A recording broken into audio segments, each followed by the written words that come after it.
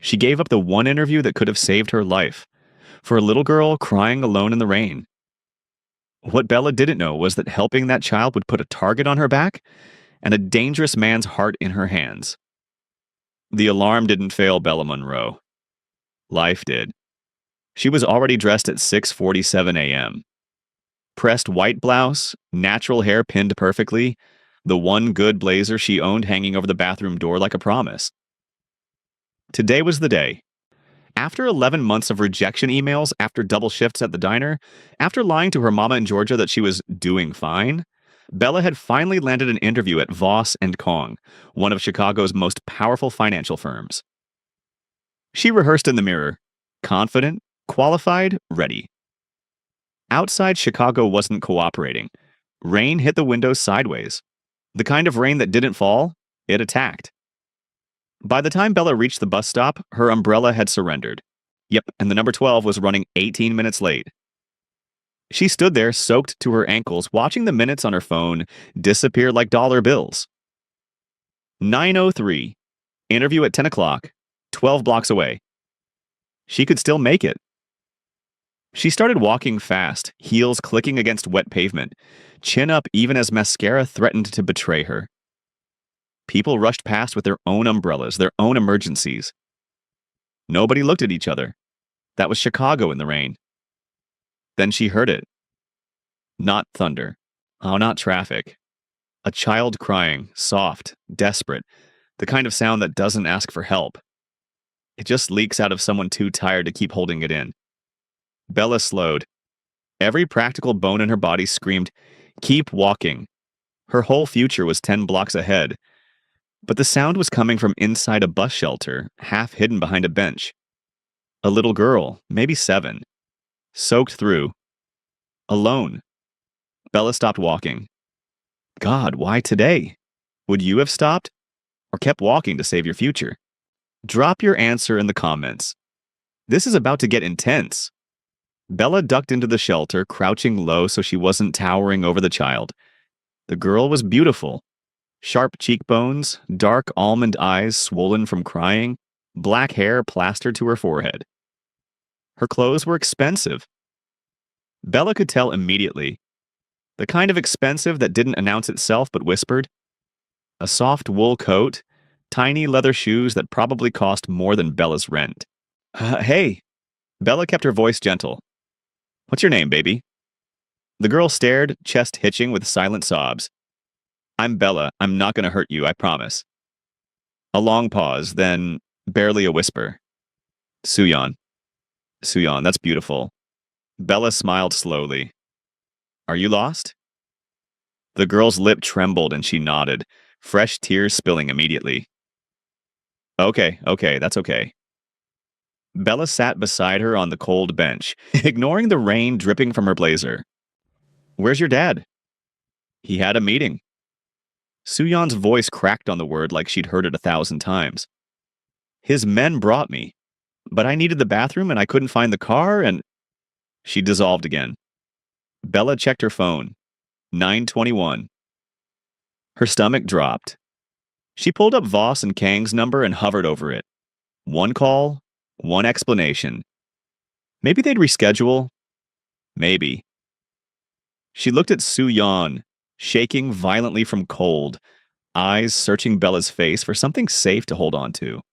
Bella put the phone away. She took off her blazer, the good one, and wrapped it around the girl's shoulders without hesitation.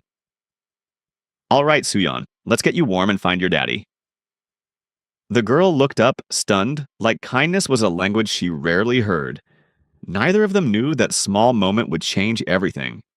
Bella bought Suyon hot chocolate from the corner store, spending the last $12 she'd planned to stretch until Friday. They sat together under the store's awning. Suyon wrapped both hands around the cup like it was precious. She'd stopped crying, but her eyes kept darting nervously to the street. Is your daddy going to be mad? Bella asked carefully. Suyon hesitated too long. He's always scary when he's worried. Scary. Interesting word for a 7-year-old to choose. Before Bella could respond, three black SUVs screamed around the corner, tires shrieking against wet asphalt. They stopped hard, aggressive, coordinated, blocking the entire street. Men in black suits poured out before the engines died, earpieces in, hands moving to their sides, in a way that made Bella's blood freeze. These weren't regular bodyguards. Su-Yan shot to her feet. "Uncle Day!" One guard rushed forward, dropping to his knees, checking the girl frantically, speaking rapid Korean. Then his eyes cut to Bella. Cold, assessing, dangerous. The last SUV door opened slowly. The man who stepped out didn't rush. Didn't need to. The rain seemed to part for him. Tall, sharp-jawed, dressed in a black coat that cost more than Bella's entire wardrobe. His face was stone, but his eyes, scanning until they found his daughter, briefly cracked open with something raw. Then they landed on Bella, and the stone returned. He spoke to his guard in Korean without breaking eye contact with her. Uncle Day translated flatly. "Mister, Kwan wants to know who you are and why you have his daughter." Bella blinked. "Are you serious right now?" "I'm the woman who stayed with her instead of going to my job interview," she said evenly. "You're welcome." Min-wook Kwan stared at her like nobody had ever spoken to him that way. Because nobody had. Su-Yan grabbed Bella's hand suddenly, pulling hard. "She helped me, Appa.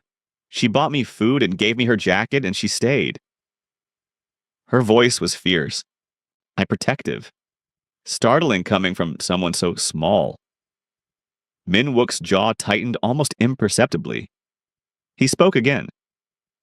Uncle Day's translation came slower this time, more careful. "Mr. Kwan wishes to compensate you for your time and inconvenience." Bella almost laughed. "I don't want his money." Dead silence. Even the rain seemed to pause. Uncle Day leaned closer. "Miss, nobody refuses Mr. Kwan." "I just did." Bella gently unwrapped her blazer from Su-Yan's shoulders, even as the girl clung to it. "Keep it, sweetheart. Stay warm." She looked directly at Min-wook. No flinching, no apology. "Take care of her. She was alone for a long time." She turned to leave. "Wait." Min-wook's voice stopped her. Low, direct, accented, but precise. His first words to her directly. She turned slowly. His expression hadn't softened, but something behind his eyes had shifted. You missed your interview." "Yes." "Because of my daughter." "Because she needed help." He was quiet for 3 full seconds. An eternity for a man like him. "Get in the car." "Excuse me?" "I'll take you to your interview." His tone left no room for argument. "You'll be late regardless. Arriving in my car, you won't be turned away." Bella stared at him. "That's not... I don't need... Bella!" Su-Yan tugged her sleeve. "Please come. Please." And somehow, Bella found herself getting into a car with a man who terrified everyone around him. She just got into a stranger's car. Would you have done the same? Comment below, and if you're loving this story, hit subscribe so you never miss stories like this one. The car smelled like leather and something cold. Power, maybe. Bella sat rigid. Su-Yan pressed against her side, asleep within minutes, exhausted from the ordeal. Min-wook sat across from them, watching his daughter sleep with an expression Bella couldn't fully read. The silence stretched uncomfortably long. "She said you were scary," Bella said quietly. Not cruel, just honest. His eyes moved to her slowly. "She's right. She's 7. She shouldn't be right about her father." Something flickered across his face. Not anger. Worse. Guilt. Uncle Day, sitting up front, glanced back nervously, but Min-wook didn't silence her. They rode quietly for a moment before he said, without looking at her, "Her mother died 14 months ago." Bella's chest tightened. She hadn't expected honesty. "Su-Yan hasn't laughed in 14 months. He continued, voice completely flat, like he was reading a report. Until this morning. Uncle Day said she was laughing with you outside the store. Bella looked at the sleeping child. The girl's fingers had curled into Bella's sleeve even in sleep. She's not hard to make laugh, Bella said softly. She just needs someone to try. Min Wook's jaw moved. He said nothing. They pulled up to the Voss and Kong building. Uncle Day stepped out first, spoke briefly to the front security. The lobby doors opened immediately. No waiting, no sign-in. Min Wook looked at her. They'll see you now. Bella hesitated at the door, then looked back at Soo Yeon, still sleeping. She okay? She's with me. That's what I asked about. The words left her mouth before she could stop them. For the first time, barely, briefly, something that wasn't stone crossed Min Wook's face. She got the job. 3 days later, Bella was still processing it when the black SUV appeared outside her apartment building at 7 p.m. Uncle Day at the wheel. A single handwritten note passed through the window.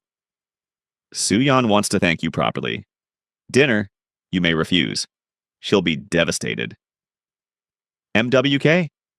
Bella read it twice, laughed despite herself, and went upstairs to change. Now, the Kwan residence was not a home. It was a fortress dressed as a penthouse. Marble floors, floor-to-ceiling windows overlooking Chicago, security cameras she could spot, and probably 10 more she couldn't. Cold and stunning and completely empty of warmth. Until Soo Yeon came flying down the hallway screaming, Bella! Like she was the best thing that had ever happened. They ate at a table too large for 3 people. Soo Yeon talked enough for all of them. Her school, her drawings, a cartoon she loved, a joke she'd learned that made absolutely no sense. Bella laughed anyway. Genuinely. Min Wook ate in silence, but he watched. Not suspiciously anymore. Something quieter than that. After Soo Yeon went to bed, he poured 2 glasses of wine without asking and sat across from Bella in the living room. Why aren't you afraid of me? He asked simply. Should I be? Everyone is. Bella considered him. You love your daughter and you feel guilty you haven't been enough for her. That's not terrifying, that's just human. His glass paused halfway to his mouth. What is your business? She asked. His eyes darkened. The kind you don't ask about. Then why am I here, Min Wook? His name in her mouth seemed to surprise him. He looked at her the way people look at something they aren't sure they're allowed to want. Because Soo Yeon smiles when she talks about you, he said quietly. And I'd burn this city down to see her smile. It happened 6 weeks later. Bella had been visiting Soo Yeon regularly, officially unofficial, carefully undefined. She told herself it was for the girl. She'd almost started believing her own lie. Then she overheard everything. She'd arrived early, let herself in with the code Soo Yeon had secretly taught her. Voices carried from Min Wook's office. The door cracked open. His lieutenant, a cold-eyed man named Ryuk, speaking in English deliberately. She's been asking questions about the Gangnam shipment timeline. One of the drivers noticed her near the garage twice. Silence. She's a liability, Ryuk continued. A black American woman with a finance degree suddenly embedded in your home, your daughter attached to her? It's textbook. She's not an agent. Min Wook's voice. You hope she's not? That's different. A pause. You're compromised, sir. This is unlike you. Another silence. Then, Min Wook quiet and hard. Handle the background check. Full sweep. If she's clean, this conversation ends. If she's not... He didn't finish. He didn't need to. Bella stood in the hallway completely still, the words handle, and if she's not echoing through her chest like gunshots. She left without seeing Soo Yeon. That night she sat in her apartment shaking. Not from fear, but from something worse. She'd started trusting him. She'd started feeling something real, and he was running background checks like she was a threat to be neutralized. She called Uncle Day and left one message. Tell him not to contact me. Tell Soo Yeon I'm sorry. Then she cried in a way she hadn't cried in years. 3 days of silence. Then Soo-yeon called from Uncle Dae's phone at 11 p.m., crying. Bella, please, Appa won't eat. He just sits. He told Uncle Dae he made a terrible mistake, but he doesn't know how to say sorry. He never learned how. Her voice dropped. I learned from him, and even I know sorry matters. Bella pressed her hand over her mouth. Uh, please don't disappear, Soo-yeon whispered. You're the only warm thing in this house. After she hung up, Bella sat with the silence for a long time. She thought about every reason to walk away. The danger, the world he operated in, the fact that his lieutenant had casually implied she could disappear. Real, rational, valid reasons. Then she thought about Min-wook's face when Soo-yeon laughed. The way he'd said I'd burn this city down to see her smile. The way he'd looked at Bella at dinner like she was something he hadn't expected and didn't know how to protect himself from. She thought about the morning she'd almost walked past a crying girl in a bus shelter. She'd stopped then because it was right, not because it was safe. She picked up her phone. Meet me at the bus shelter on Monroe Street. Tomorrow morning, 9 a.m. Come alone. She sent it to Uncle Dae's number. 30 seconds later, one reply came back. Not from D. From Min-wook himself. I'll be there. He was already there when she arrived. No SUVs, no guards, no armor of expensive suits, just a dark coat, hands in his pockets, standing in front of the same bus shelter where everything had begun. He looked for the first time since she'd met him like a man rather than a myth. Bella stopped a few feet away. You ran a background check on me, she said. I did. No excuse, no softening. I've spent 10 years trusting no one. Old instinct. Wrong target. He paused. The check came back clean, but that's not why I'm here. Then why? He reached into his coat and held something out. Her blazer, dry cleaned, folded perfectly. She stared at it. Soo-yeon refused to let anyone touch it, he said quietly. She said it belonged to the woman who stayed. Bella took it slowly, fingers brushing his. Neither pulled back. I don't know how to do this, Min-wook said. Yeah, and the honesty in it was almost painful. A man who commanded rooms and silenced people with a look, standing vulnerable in the rain. I don't know how to be chosen instead of feared. I don't know how to... He stopped, jaw tight. But I know Soo-yeon laughs again. I know I haven't felt like a human being in 14 months until you looked at me like I wasn't a monster. Bella's eyes stung. You should have told me about the check, she said. Not because it was dangerous. Because it was disrespectful. I know. And your world?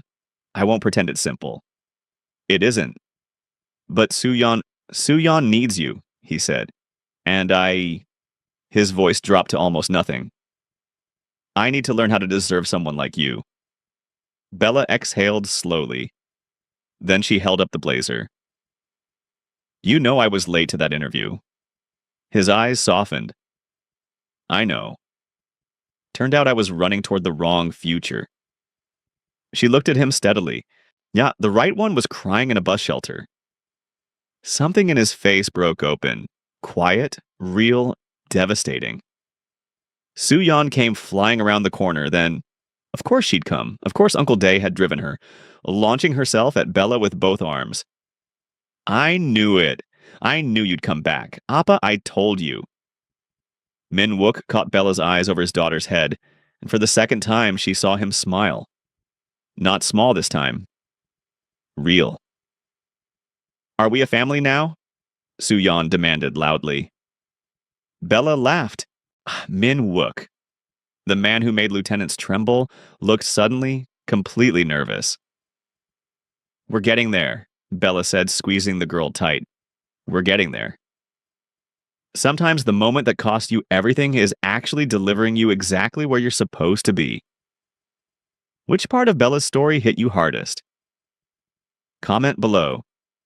And if this story moved you, subscribe and hit the bell. We tell stories that remind you love always finds a way.